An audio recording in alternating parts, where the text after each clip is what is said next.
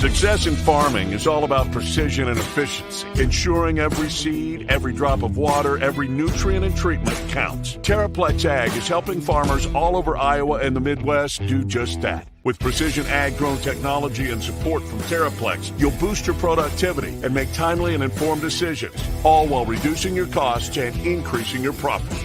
It's time to revolutionize your farming. Harvest the benefits with Terraplex Ag. Visit TerraplexAg.com.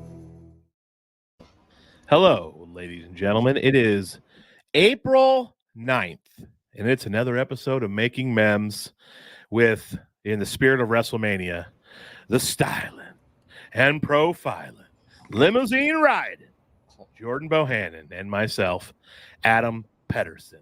Hello, buddy. Hey, I'm glad you brought that up because I did watch some clips of the WrestleMania, and I've never seen anything before.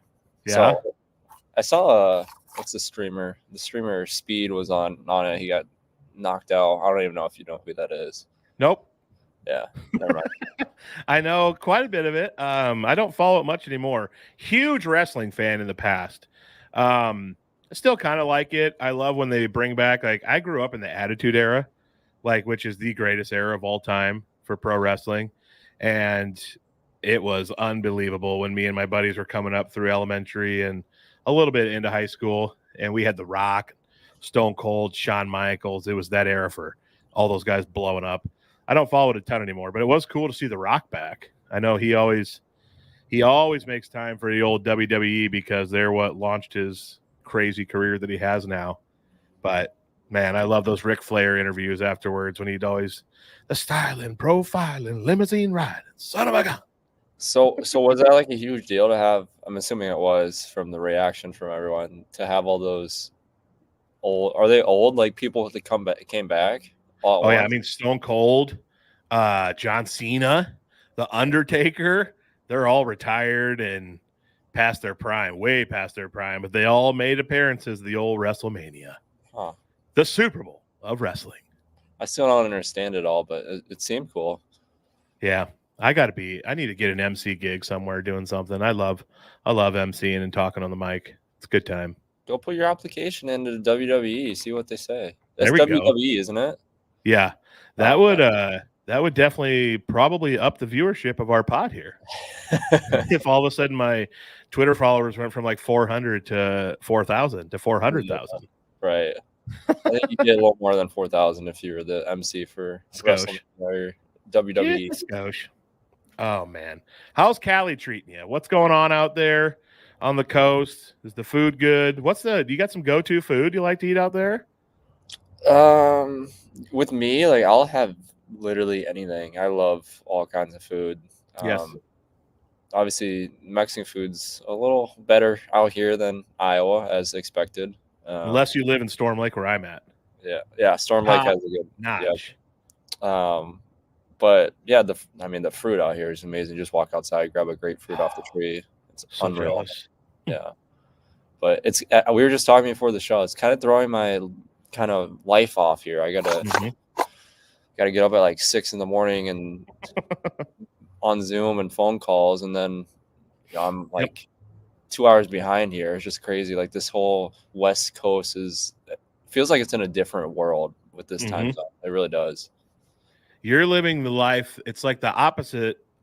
This is the bad part of the West Coast, because a lot of people say West Coast and Mountain Time is like absolutely perfect for sports viewership. And East Coast is the worst because like last night's title game starts at 8:20, so it's starting at 9:20 for those on the East Coast. But East Coast people, if they want to have an 8 o'clock meeting, well, the West Coast people got to be up at freaking 5 a.m. Yeah. So it goes both ways. Yeah. It's also nice too because I'm done. Like I'm not done with stuff, but a lot of my meetings are like early, so then I have a good portion of the day just to do some little stuff. But yeah. I don't know. I don't mind getting up in the morning. I've like summer. It's weird. Like summers, I'll get up early as can be because I want to enjoy the whole day because it's summer and it's nice out. Then winter, I just want to stay in bed all day. It's just nothing to look forward to in the winter. Well, you're right. Winter sucks. And I used to be a big winter lover, and I'm slowly turning into a winter hater. I think having every year, I don't even know what I'm trying to say. Another year that I have cattle is just another year where I despise winter a little bit more and more. And it just eats at me. I used to be a big fan of the snow and the cold weather. I like what winter brings a time of like relaxation for me because I don't have much to do on the farm in the winter, but I also do a ton of podcast stuff still, but that's like super fun and passionate. But I'm starting to just kind of despise winter. I don't mind winter to an extent. I feel like the month of January just goes so damn long after Christmas because everything up into Christmas I'm fine with because you have like something you're excited for, Christmas, the New Year, all that. And then you feel like once that's over, you're hitting like a new year, it's gonna go fast. I just feel like January just goes so damn slow. It's unbelievable. It's a 52-day month, I swear. Yeah. It feels forever, and that just ruins ruins the season of the winter. Other than that, I wouldn't mind it. Yeah, and we finally get past it, and then where I live, at least, here comes the 47-mile-per-hour winds for 2 months straight. That make you want to. I'm not going to get graphic here. Just makes you unhappy. Yeah, the wind. I mean, it probably affects me more than others because I'm trying to do cattle chores and feed them, and feed is blowing everywhere, and it's blowing random dirt crystals straight into my retina. It's just terrible. I hate wind so much. It ruins everything. It really does. Mm-hmm. Well, not everything. Everything except kiting. That's it. Yeah.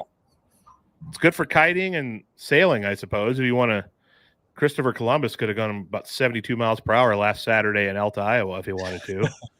65-mile-per-hour winds straight, like 10 hours straight. It was horrible. Last was it Friday or Thursday? I went golfing out here, and it's the middle of the desert, so there's sand everywhere. And we had the same thing. We had a huge wind. It's probably the same storm, windstorm that came over to you guys. Yep. But it was howling winds, and we didn't even know.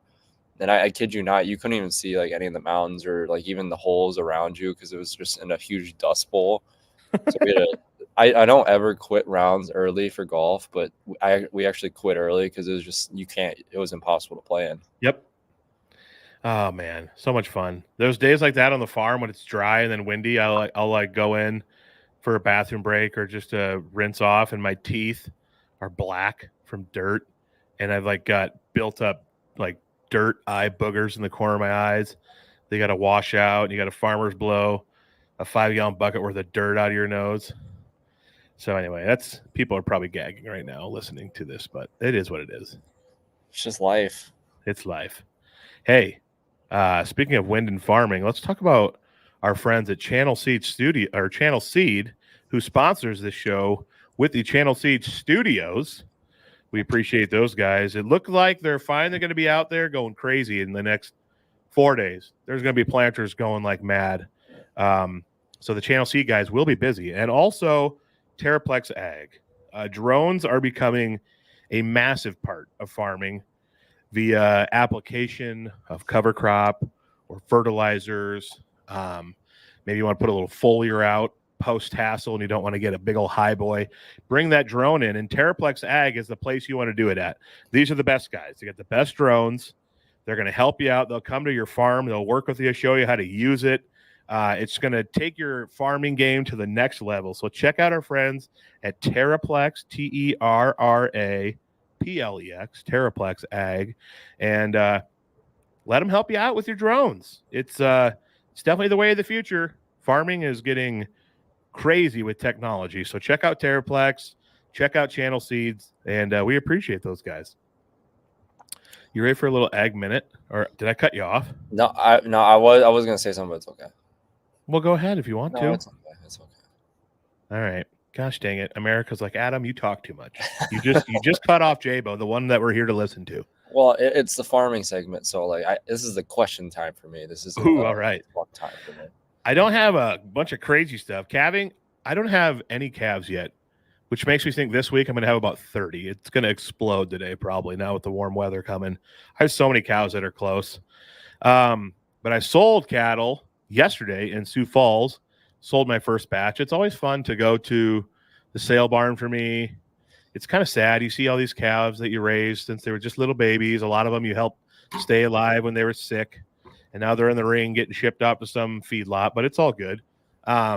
So I sold my first batch of them yesterday, and I love when I'm in Sioux Falls for that because, got to hit up sushi, maybe stop by Popeye Chickens for the greatest chicken sandwich on earth.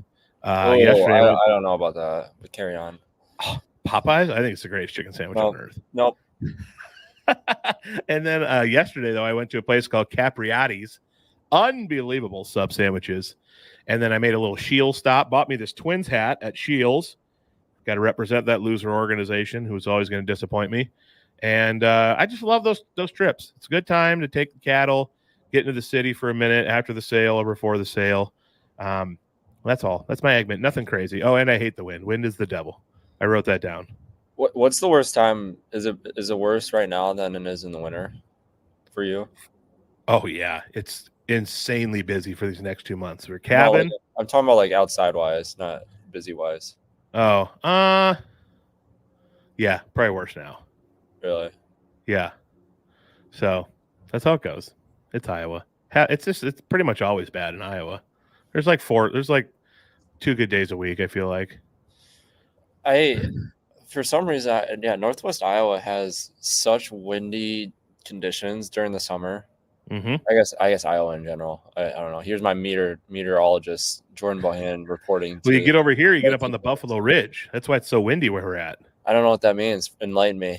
It's kind of like a big area of land on this part of Iowa that like got elevated like way higher than like the valleys and the nice wooded cool areas of eastern Iowa. So we're on the Buffalo Ridge here is what they call. So a lot higher elevation here in Northwest Iowa, which means you catch a lot more wind. I feel like that was a full of shit fact. It's true. Google it. I mean, how much higher are we talking about? 100 feet? Elta, Iowa. So the name Elta is like Latin for altitude or whatever. That's why it's called Elta, Iowa, where I live. I don't know. While you talk about Northwest Iowa wind and golf, what you're going to say, I'll Google Buffalo Ridge elevation. I will say this. I remember driving past Buena Vista. That is pretty elevated over there, that area. Mm-hmm. There's that like Buena Vista historic drive, whatever that. What's that road called? There's a. There's like a road that like it's a pretty. I just drove on it in the fall. What was that called? There's like signs everywhere saying like Buena Vista historic scenic drive. Well, that's cool. I'm sure I've been on it. I just can't remember. Wish I could help you. Never mind. 2,000 feet is the elevation of in the Buffalo Ridge area. It runs through Lincoln, Nebraska into Northwest Iowa and southern Minnesota. What's elevation around my area, around Marion, Iowa? All right, so we're gonna go 2,000 feet was the Buffalo Ridge. We're gonna go Marion, Iowa elevation 850 feet. Oh, we're talking about pennies here on 1,000 feet. Who came up with this Buffalo Ridge? Yeah, right. I don't know. 1,000 feet difference, basically. It's not that big of a deal. Jeez, you city folk, you get everything. You can't let us have one thing. It's not even city folk. Like, there's big cities over where you're at too. Oh man, Your city's a big city. This is true. Big river town back in the day. Good for development. Like Christopher Columbus, and or not Christopher Columbus. Good Lord, Christopher Columbus. Lewis and Clark. I met Lewis and Clark. Yeah, Christopher Columbus in Sioux City, Iowa, hanging out in the stockyards. This is quite the history lesson. Lewis and Clark is what I meant. They were big on coming down the old river to Sioux City. That's why it's called Lewis and Clark Park. In Sioux City, where the musket or the explorers play. Whew. I have driven past that area. It's kind of cool. Yeah, it's got some good stuff. I mean, that's pretty elevated too. That drive. Yeah, Sioux City's probably about 1,500. Oh yeah, right. It's not lower than Alta. Oh, it is. No. Do I need to look it up? Yeah. Yeah. There's no way in hell. This is riveting podcast content. Sioux City, Iowa elevation is 1,201 feet. Oh yeah, 800 lower than us. I think we need to mark off some steps out there and Don't be taking our elevation away from us here. let's get a better measurement. Jeez, I'm not buying it.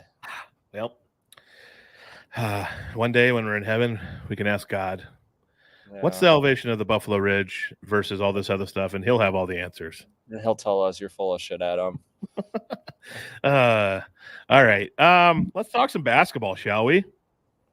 The Iowa women, man, what an era that has come to an end. Back-to-back national title games, something I never honestly thought I would maybe see as a Hawk fan.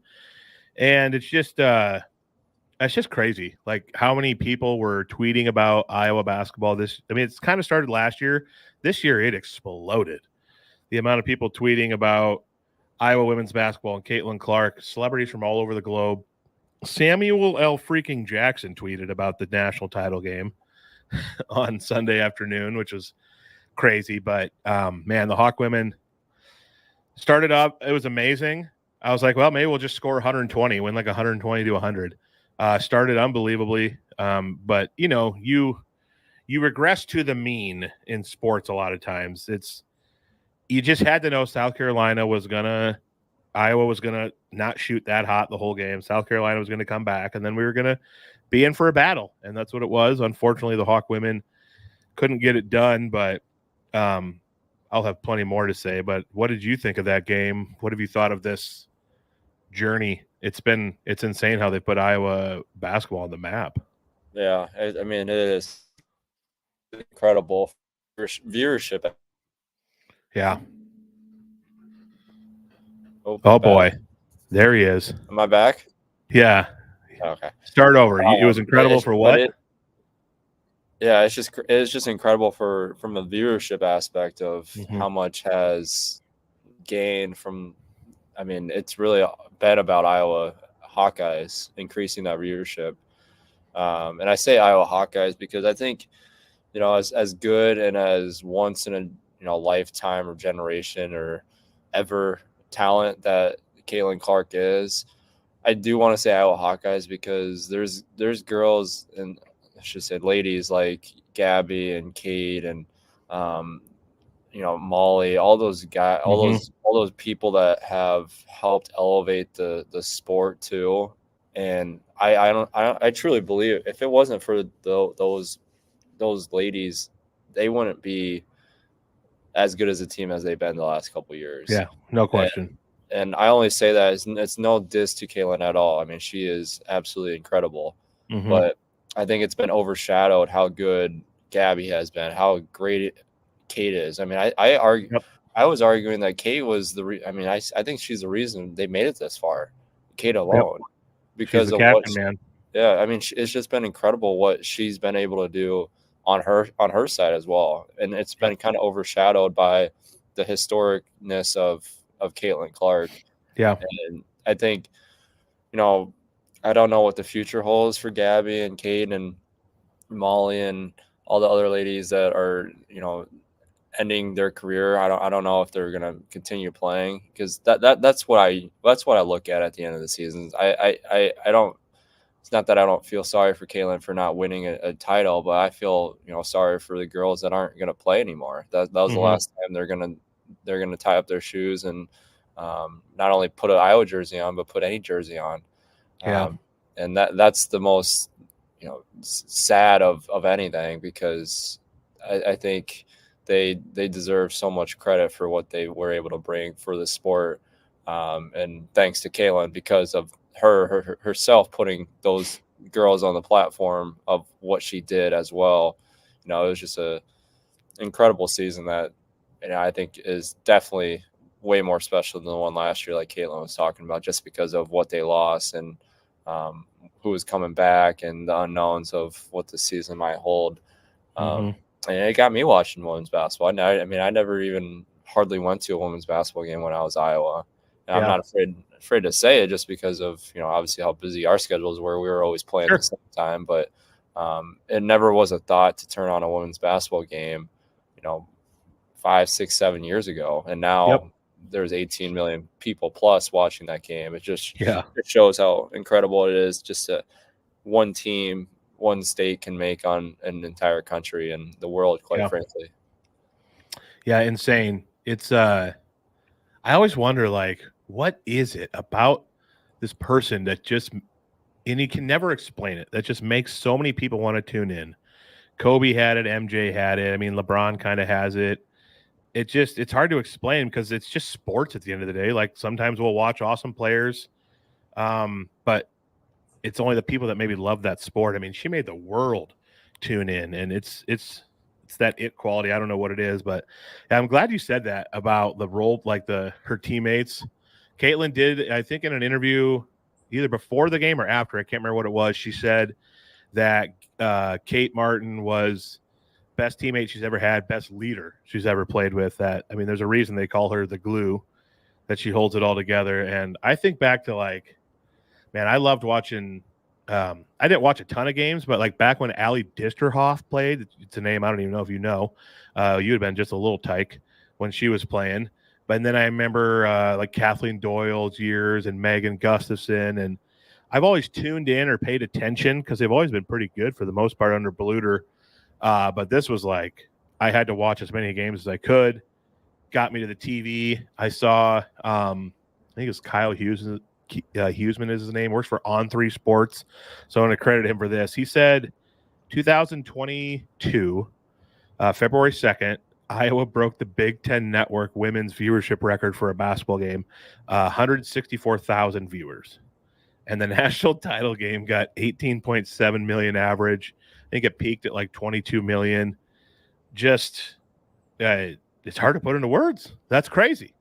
That is a crazy increase, because usually, I mean, obviously when you get to the national stage, numbers are going to be bigger, but you get those regional viewership numbers where everyone's tuning in to watch their conference or their team. It's usually not that drastic of a difference to the national one. It hasn't been in women's basketball, at least, but I mean, this is crazy.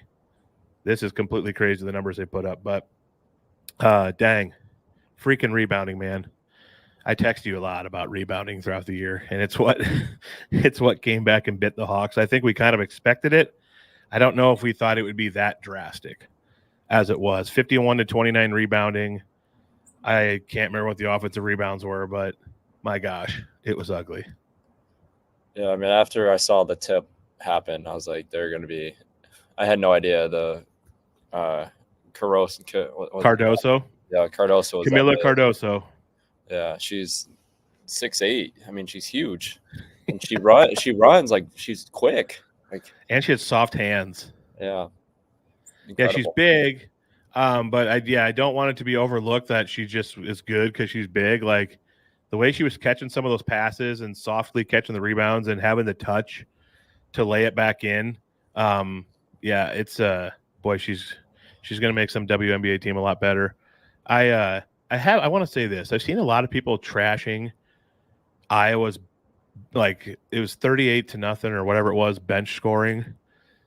South Carolina has 13 5-stars on their team, Jordan, and 1 4-star. Iowa, we don't have that. So yes, when you basically are bringing in a whole nother unit of 5-stars, and we didn't have the depth. Molly was hurt, but it's just the people freaking out about the bench scoring. I don't know. I was like, it's kind of to be expected. We got our 5, maybe 2 more off the bench. But in women's basketball still, you get UConn, South Carolina, like Mulkey's getting it now at LSU. And it's like a handful of programs who are getting pretty much all of the best players still in women's basketball. It'll maybe start to get a little bit better here. Like if the Iowa stays relevant now, we'll grab a 5-star that maybe would have gone to UConn or something like that. But it's just, we don't have the parity in women's basketball yet that men's has. Right. I would say parity because you're saying from an aspect of like there's more teams that are capable of winning a national title in men's. Is that what you're kind of saying? Yeah.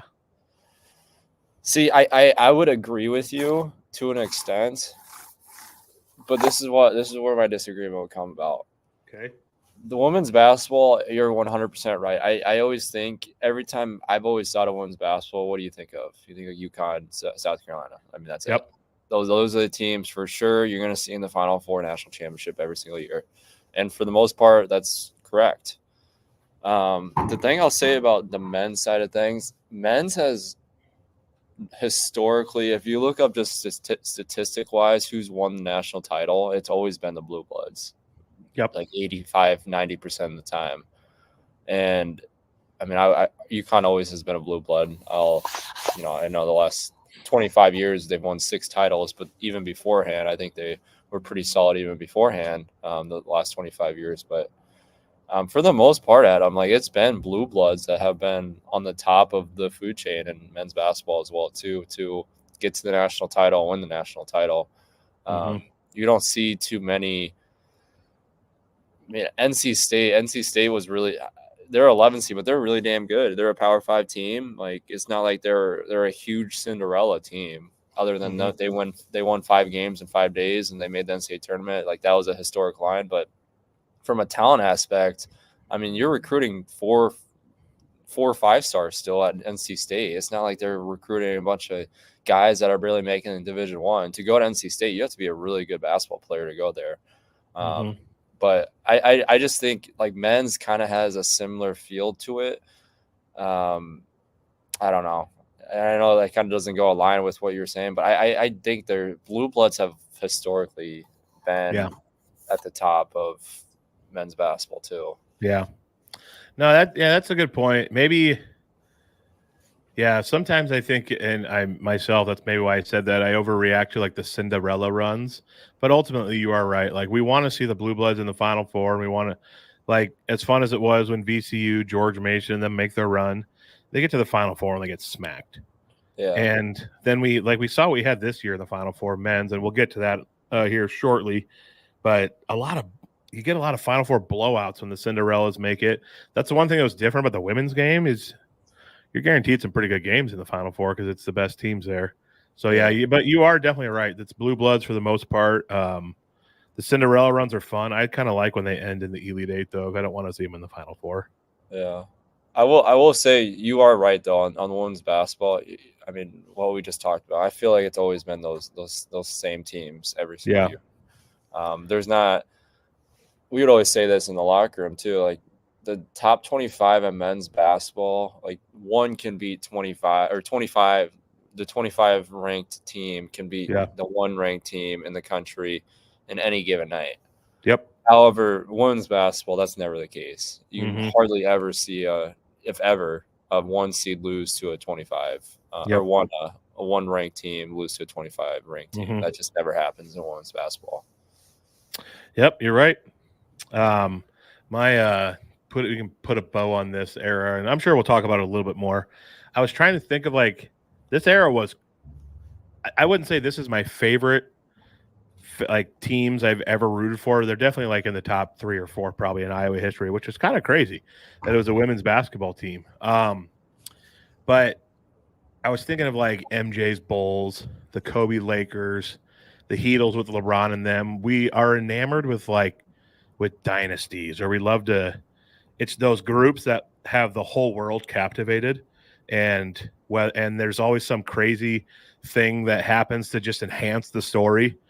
And maybe that's just because more eyeballs are on it, so you simply see more things you wouldn't see. But I was enamored with like the last three-peat of the Bulls in the late 90s because I was in my sports fandom. I loved it. I was here for it. Like the Brady Patriots had all sorts of drama with Deflategate and Spygate and this and that. And I think that's what made this such a special team and run for me. And I haven't actually it could be number 1. I don't know.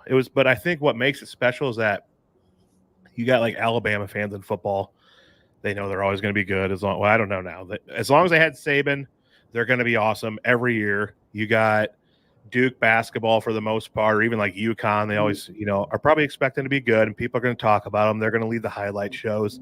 And that wasn't the case a lot for Iowa. And we finally got that where the whole nation was talking about us. We were setting records, attendance records, like love Caitlin or hate her. Everyone was talking about her. Social media was all about it. And I think as Hawkeye fans, you're kind of like, yeah, that's my team. You have some ownership of that. It's like personal for you. And so that's why I think this was so amazing and such an amazing run because, and honestly, if we're all being honest as fans, there's probably like 10% arrogance to it. Like, yeah, like we're better than you. We're winning right now. That's my team. We might just say, oh, it's really awesome. But I think deep down, we all kind of like are thinking kind of arrogantly, like our team's better than yours right now. And that's what makes that run so special. And I don't think we'll ever see anything like this ever again on the women's side or maybe in Hawkeye history period, unless the football team or men's basketball team rattles off 3 straight Final Fours and a natty and stuff like that. But I think from the fan perspective, my whole life, seeing something like this and being able to like own it as like our team. And I had a little bit of that with you guys, like with Luca, everyone talking about him and you and Wheezy and some crazy games there and awesome atmospheres. But I don't know, this was just kind of like insane. The level it reached on the world stage. And I know you went from like D1 recruit in high school. I mean, I guess you say no one wanted you really but Iowa, but you're still a D1 recruit, baby. Don't forget it. And then you played for the Hawks, and then you were in the G League. And now this is kind of like your first year officially on the sidelines, I guess you'd want to say. So maybe it was a different perspective for you than the average fan because, and also you like were the one people were watching, you know, people were tuning in, millions of people sometimes to watch you on a court play with your teammates. So it's probably a little different for you than maybe my average fan perspective. That was a mouthful. Oh, that was good. You can keep going if you want. No, I'm good. I don't even know if people are going to listen and be like, yeah, I feel the same. They might be scratching the head and be like, did that make any sense at all? No, yeah, that was really good. I think what you just said is just proof what the impact this season has had on the normal everyday fan that just loves Iowa Hawkeyes, that's from Iowa. And at the end of the day, you know, Iowa State, you and I, Drake, I mean, we can butt heads all we want as fans.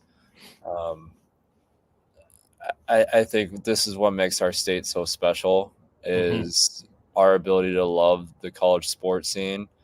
And, you know, obviously we're going to be biased, but I mean, Iowa is the greatest place in the world just because of the people, you know, the relationships we build along the way of, you know, cheering for your sports teams. I think that's what's so incredibly impactful to have a team that can come through.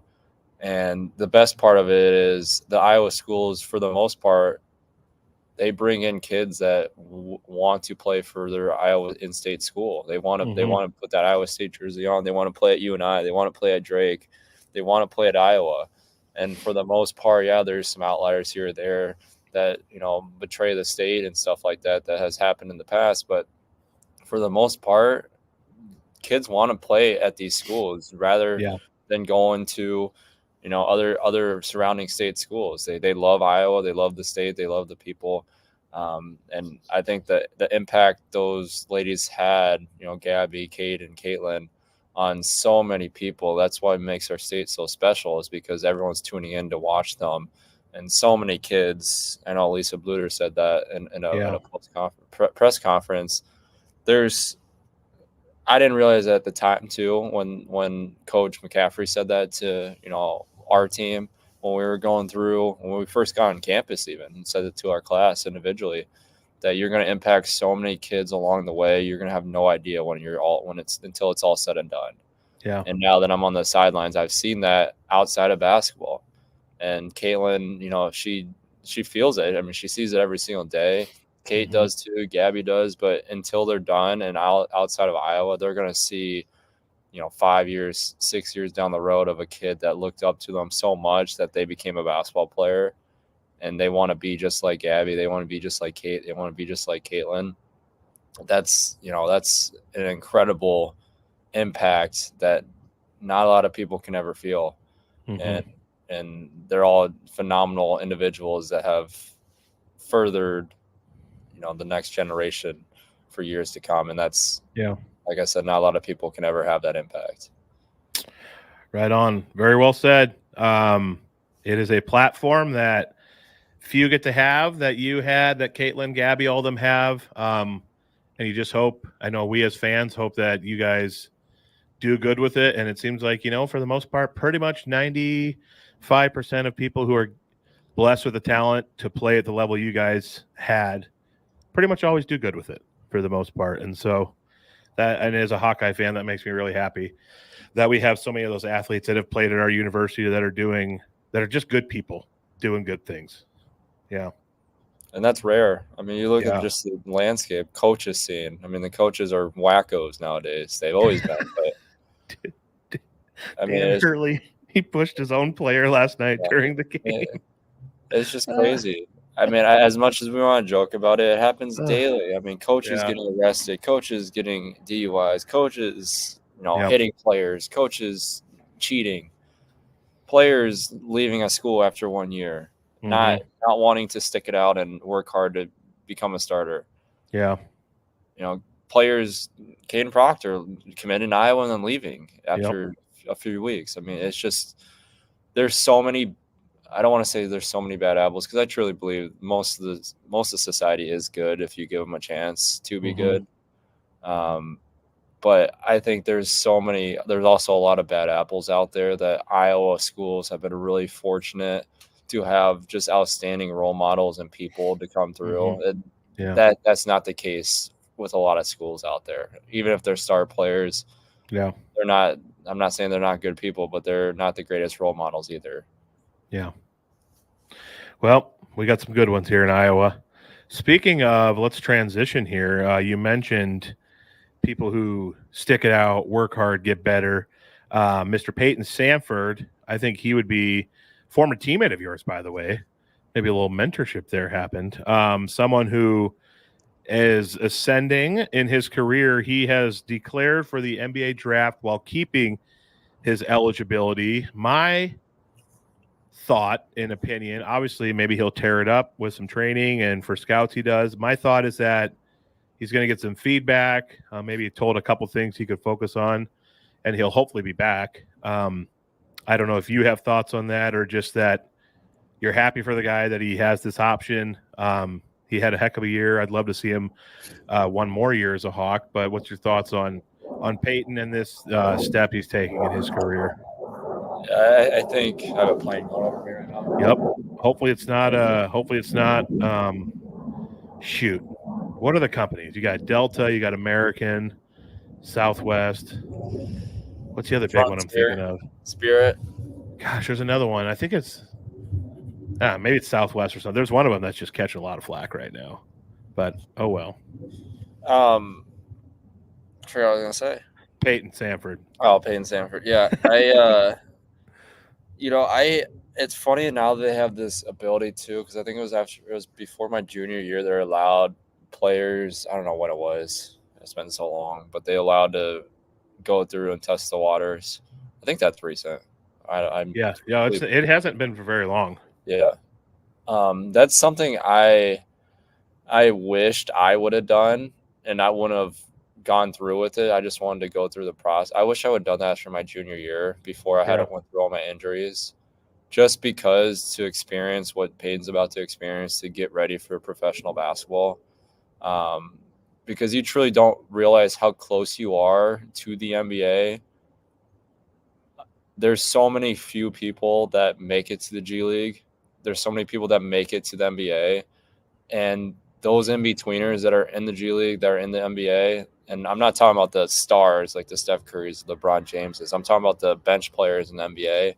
There's such a close gap between the bench players in the NBA and the guys that are playing in the G League, whether they're playing a lot of minutes or not, because everyone is so damn good just to play professional basketball.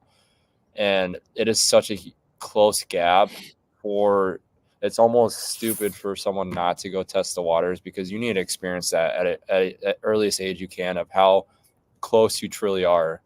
Because when I was done with Iowa and went into the G League, I was nervous as hell, because I was like, these guys are NBA players. Like, they played in professional basketball for years. I played with them. My first practice, I played with Emmanuel Mudiay. He's a damn lottery pick. I'm like, what am I doing here? But that's the thoughts that everyone has. Like, there's guys that, on the team as well that were on two-way contracts, Chicago Bulls, or they're in the NBA with the Denver Nuggets, like PJ Dozier was as well on the team. Like, it's just a huge, overwhelming factor to make that next step. it's even more overwhelming than college. And that step from high school to college is overwhelming. So Peyton's ability to make that baby step to feel what it's like to play at that level, that's huge. Mhm. I think anyone should do that that's on that cusp of playing professional basketball, because it's just such a huge overwhelming factor that you need to establish yourself and, you know, prove to yourself that you're confident enough to not only play at that level but excel at that level. And I think I don't see Peyton going through 100% and getting putting his name in the draft or whatever. Mhm. I don't even know how that all thing works now. They change it, I feel like, all the time. But I feel like he'll test the waters and come back. Yeah, I would. That's what I would guess. Yeah, and if we can get him and Dix and Owen and Brock, you know, and a couple other guys, you know, that gives us a nice little foundation to build around. And not a lot of action in the portal right now. I'm sure we'll hear a lot more in the coming weeks. Some signees from the portal have happened with teams. Iowa State has gotten 3 guys. They got Nate Heisey from UNI, which is a UNI fan. So, I mean, Hawkeyes through and through. I will cheer for Iowa to beat UNI 10 out of 10 times. But I still do like UNI. I went there. Nate Heisey is going to be a Cyclone, and it's kind of a bummer. I feel like we're just the farm teams now. We'll develop guys and send them off. SDSU lost, you know, their 2 best players. So it's just it is what it is, but we'll know more about the Hawks, I think, and what they're going to look to have for players here, hopefully by, I don't know. Do you guys have like a summer camp? Like or summer practices or something? Yeah. Where you like want to have like pretty much everyone there so you can start working towards the season? Yeah, you have to report. It's usually around June 12th, around that time for off-season training. So hopefully in the next month or so, or month and a half, we'll have all the answers on what the roster is going to look like, and then we can go from there. The first couple of years, because you have to take summer school. I don't know if I took it my sophomore year. Yeah, I did. Yeah, because I took AP statistics. I took business statistics like 3 different times. Anyway, you love off-season training because it's laid back, it's fun. Like, you have such a long ways to go for the actual season, which sucks, but it gives you time to prepare your body and get ready. The thing that sucks is going to damn summer school for the freshmen. I don't even know if you have to do it anymore. They're probably lucky you don't have to do it, but yeah, it is miserable the first summer on campus. Like, you're taking rhetoric, you're taking the entry-level courses to get them out of the way, and they're just so incredibly not difficult, but there's a lot of workload in the summer span because you just want to get those classes over with so you can, you know, have a laid back, you know, rest next couple of years as they can be. But yeah, I always hated that first summer was miserable. I took a summer class one time and despised it. Also got my truck towed when I parked in a spot that I was told students can park in the summer because freaking no one is there. And it was a giant open parking lot where faculty parks during the school year that was literally empty every day of summer, basically. I parked there right by the building for my summer class, come out of class, truck is gone. I had to call whatever it is. I don't know if I called the police. I think I called campus security, who got me and gave me a number that I called. And they said, "Oh yeah, we have your truck towed it." Had to pay like $250 to get it back. Was irate. So you dealt with parking situations too. Oh, was I pissed? And I get it. Like, first of all, it was summer. We should be allowed to park there. I'm a student, and I remember following you on social media with that. Like, you guys are the players, bringing in a lot of money for the U. How about we just let them park close? Is it too much to ask? I mean, They got to do the game. They got homework. It's crappy. It's winter. They got a harder schedule than pretty much every other student on campus. And I'm not trying to suck up to you. I was friends with football players at UNI. Their schedule was crazy. Yeah, just let them park close. It's not hard. Hey, I'm telling you, there's a lot of days I was coming off from a 12:30 class, and you got to be by practice at 12:30 class goes to 1:20, 1:30. Practice starts at 3.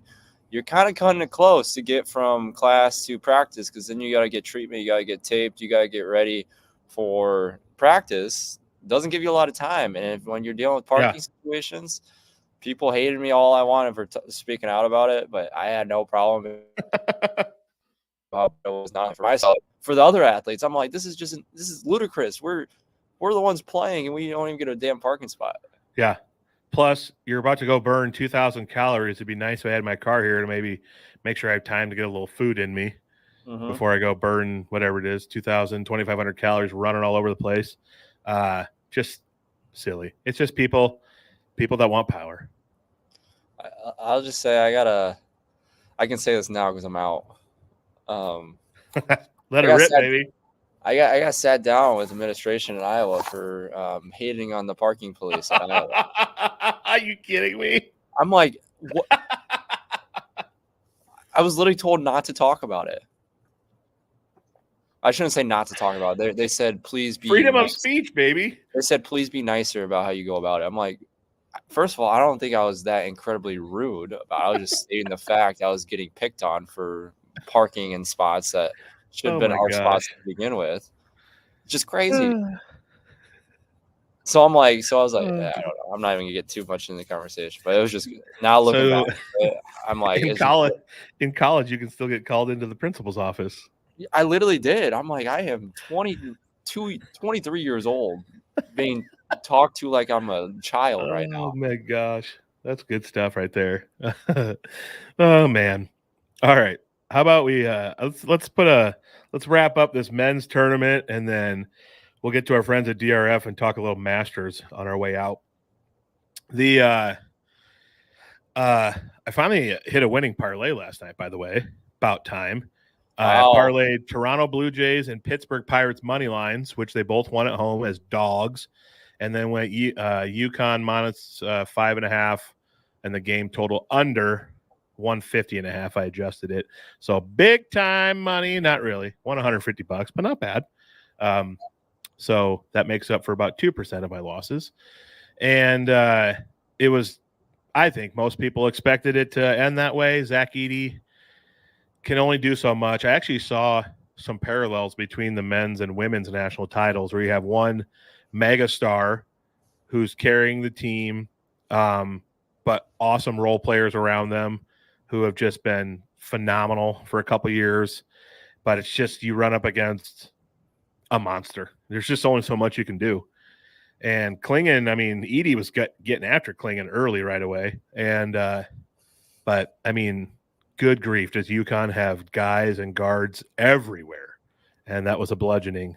Fun tournament, but UConn has now won 12 straight tournament games by double digits. I don't know where they rank in all-time lore. I think a lot of people tend to see what the guys do in the NBA before they rank them as a college team, but in my lifetime, it's probably a top 5 dominant college team. And they might do it again next year, too. They are unbelievable. I was curious if you I was about to text you when the post-game interview happened with Hurley and Tracy. She asked him what's it feel like to come back here and win it again, and all the feelings that are going on right now. And he mentioned something that I thought was really interesting that I wanted to touch on today with you. Yeah. Hurley said along the lines, the university gives us all the resources to be successful. And he said it in a way that, like, he was not laughing, but it was a little bit laughing about what I noticed that too. So if a coach is saying that in today's era, those players must be making a shit ton of money from whatever pathway those collectives are. Either it is through actual endorsements, which doesn't seem like it based off the stars they had. Those collectives must be giving a ton of money to those players at UConn. A ton of money. Oh, yeah. I heard him say that with a little smirk on his face. I think it was very clear what he was saying is that we have good boosters, maybe some former players. UConn's got a lot of players in the NBA. Maybe some former players have donated. whatever it may be. But I think it was pretty clear he was saying, like, I have the money I need to make this baby roll, without saying it that way, in my opinion. Well, I was just thinking from I'm blanking on was Calipari and Arkansas, Kentucky. Was it Arkansas that came out and said they're giving him like $5 million to work with for this? $5 million a year for the basketball. Yep, for Jet. That's just NIL. That's not covering travel and all that stuff. That's to get players here. Right. So, for my mind, I'm like, well, if they're doing $5 million, because I'm trying to compare apples to apples as much as possible with UConn. UConn must be doing double that. I mean, they have to be. Like they have to be to get guys to come to Stores, Connecticut. Well, that too, but for a coach to actually say that on national television, like it has to be an absurd amount of money. And the thing about UConn, UConn's a high. I don't think people talk about it a lot because it's not an Ivy League or anything, but it's a high academic school, and I do believe that they have a pretty vast alumni base that is like medical, big in business, careers where you make a lot of money.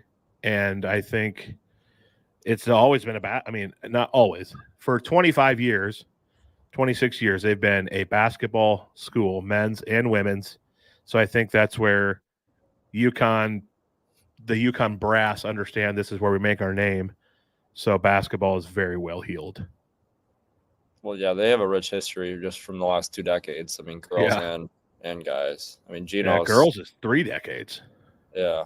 I mean, Gino alone is the Hall of Famer. Hurley's going to be Hall of Famer now. Yeah. I heard him say that. It pretty much means keep up or get left behind, unfortunately. So we'll see what happens with it's the thing I hate seeing is all these players who are like did really good for a Power 5 team just leave. I feel like I'd want to stay, build. Let's make next year even better with the guys you're there with. I don't know, just finding new friends every year, new teammates every year would just, to me personally, I'd feel kind of like a loser if I'm being honest. I'm coming from a different era, but the way I look at it, I mean, I can say something about it because I kind of fought for NIL, but from the money grabs stance and perspective of it all with college athletes, I mean, I get it because a lot of these athletes aren't going to have much going for them after college or after basketball, I should say. Mm-hmm. So this is their chance to do what they can to provide for their family or provide for themselves to get a head start in life. Sure. So I do get that. I mean, I don't think anyone can argue from that aspect. That's true. That makes sense. Yep. But I also can see there's also a lot of players out there that will do well after basketball and after college or after whatever they do after college with basketball that are going to be very successful in the business world. So from that aspect, it's almost better for someone like an individual like that to stay put where they're at and build loyalty and trust in that community and state to be successful, not only just now, but also 30 years down the road. I mean, that's what I feel like a lot of players are missing out on by them transferring to different schools because they're just, I mean, it just doesn't even build any loyalty or trust with anyone in those schools by just leaving after a year. Yep, I'm with you. Oh man, we're officially in the off season, buddy. So we're gonna have some fun episodes in the summer. Who knows what we'll talk about? Maybe we'll play tic-tac-toe live every Tuesday morning or something. That'd be awesome. It's gonna be fun. I'm looking forward to it. I'm opening my DRF Sportsbook app right now because we love partnering with them. They treat us well on this podcast, and we want to treat them well. So everyone, if you go to ia.drf.com, or if you download the DRF Sportsbook app, you can, mine currently right now is giving me fits, but you can enter code Iowa250 and they'll give you up to $250 matching bonus. So you could really rake in the money if you make some smart picks. and they are tailored towards like our local team. So I know going into summer now, we aren't going to have a lot of that going, but come football season and basketball season, they're going to have pre-picked parlays for you with our local teams with a little added bonus and stuff on there. So check out DRF Sportsbook app, Iowa's only locally owned sportsbook app. Jabo, the Masters is coming up. How you feeling about it? You got some favorites? You like watching it? I know I've got some favorites, but I want to hear. I like watching it. What kind of question? I'd like to go back in time and not ask that stupid question, but I can't do that, so we're just going to have to live with it. I love the Masters so much. You look like you're sitting in Augusta right now with the azaleas behind you. I turn around, Tiger Woods is on the screen. I swear, if you are and didn't invite me, we're done forever. That's a dream of mine. It'll happen someday. When this pod's getting 1 million downloads, it'll happen. This is my favorite time of the year, hands down. Yep. So I have 2019 Tiger. It's my favorite golf moment of all time. It's my all-time Masters moment. I know that you were pretty young for when he was really rock. I mean, it was like in the prime of my sports fandom when Tiger was just going bonkers. It was so fun to tune in. And Tiger versus the field, is it Tiger or the field? And if you just Google Tiger Woods stats, it's silly. It's alarming how much better he did than everyone. But when he finally won again in 19 after that long break, man, that was a moment. I loved it so much. That's my favorite Masters moment ever. I don't know if you have one. My favorite Masters moment or favorite golf moment? Maybe just a golf moment. Well, I think it probably goes along with Zach. That was awesome too. Sorry. Zach. Oh, yeah. Johnson. I mean, when Zach won, I mean, that's obviously up there too. But yep. Tiger, I don't know. It's funny, like how polarizing Tiger has been because of all the negative aura that has revolved around his life with everything. But it's almost like because of that, he's related to a lot more people out there than normal because they've realized how human he is, everything he's been through. Yeah. So I think from the humanizing factor, that's what's made him so polarizing and such a huge person in golf and in sports. I mean, I would argue he's the biggest sports star ever. Mm-hmm. Like ever what he's done for the game of golf. I mean, without him, it would never be what it is now. Yep. He's lined a lot of pockets. Yeah. But Tiger is my guy. I want him to win. My favorite golf moment was when he did win in 2019, just because of everything he went through, whether people agree with you liking Tiger or not. I mean, just the fact he went through all that and to win again at the Masters is just incredible. I mean, yeah, stuff he's done is never going to ever be emulated ever again. Yep. For as long as we live. You are right.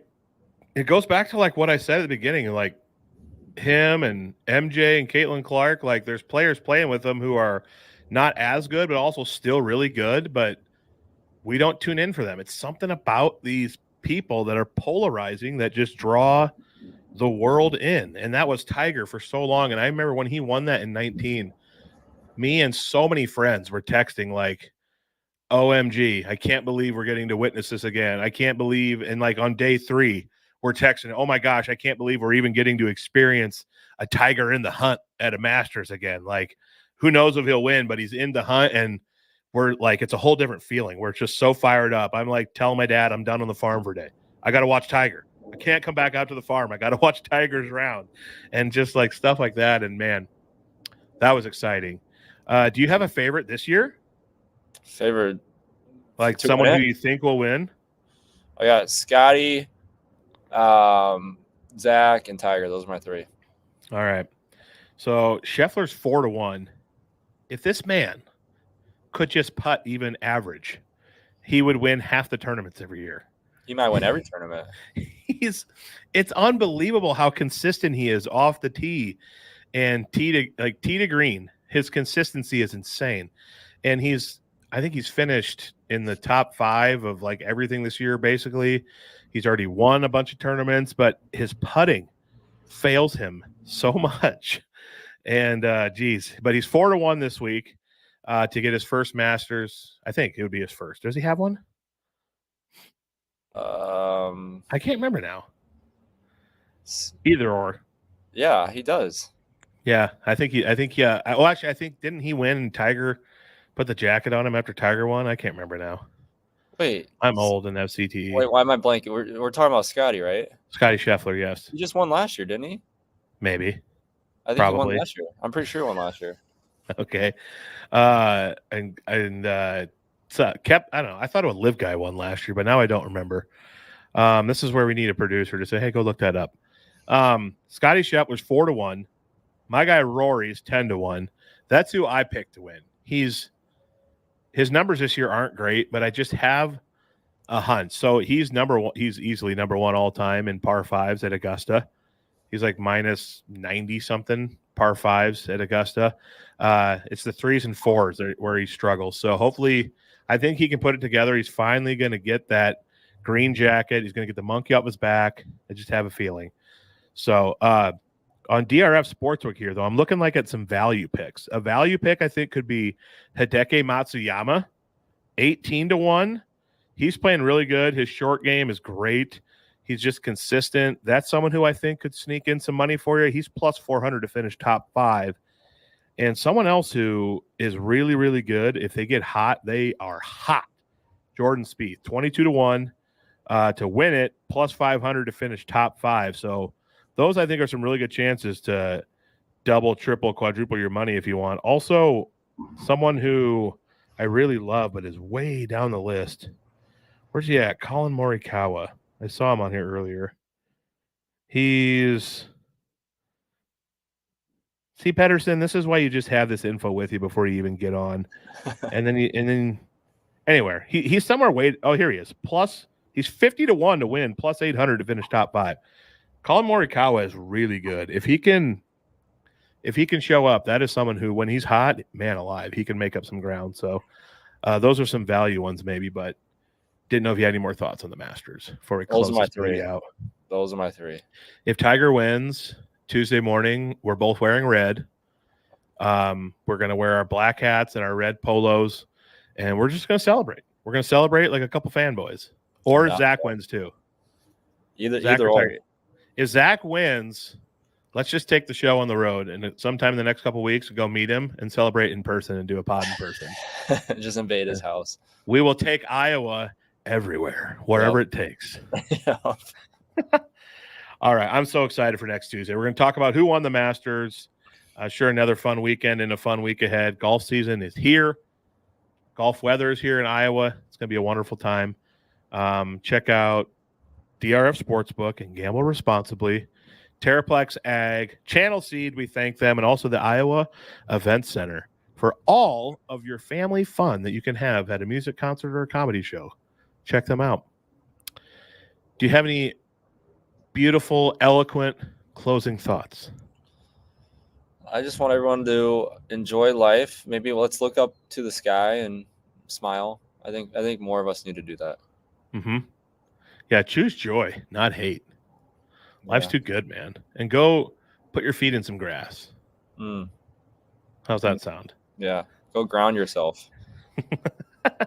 All right, love it. We'll see you next week, God willing, unless something else happens. We'll see you next week.